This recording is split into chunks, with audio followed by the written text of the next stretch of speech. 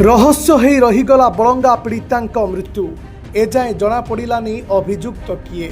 द्वितीय सप्ताह धरी तनाघना करुछि पुलिस। क्राइम ब्रांच भी घटनास्थल को जाई करुथुला तनाघना।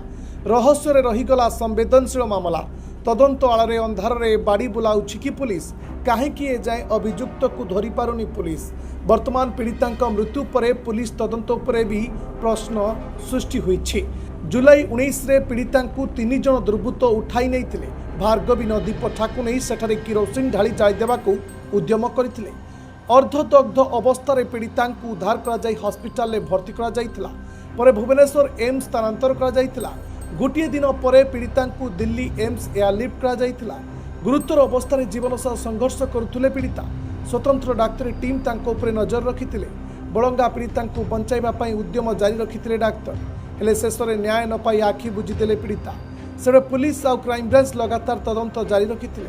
बलंगा ठारू दिल्ली सबुआडे आरंभ होइतिला खोलताड़। 3 सप्ताह भितर 90 रु अधिक व्यक्ति को पचराउचरा करा जाइतिला। 30 रु अधिक संदिग्ध व्यक्ति मोबाइल भी ट्रैकिंग होइछि। पीड़िता बयान रेकर्ड पाई दिल्ली जाइतिला पुलिस। बलंगारे मुदी दुकानी को भी जेरा करा जाइतिला। पीड़िता मृत्यु हो गला हेले एजाए काहाकू गिरफ करि पारुनी police. Report Dinalipi live. Dinalipi live को एबे ही लाइक शेयर सब्सक्राइब करंतु।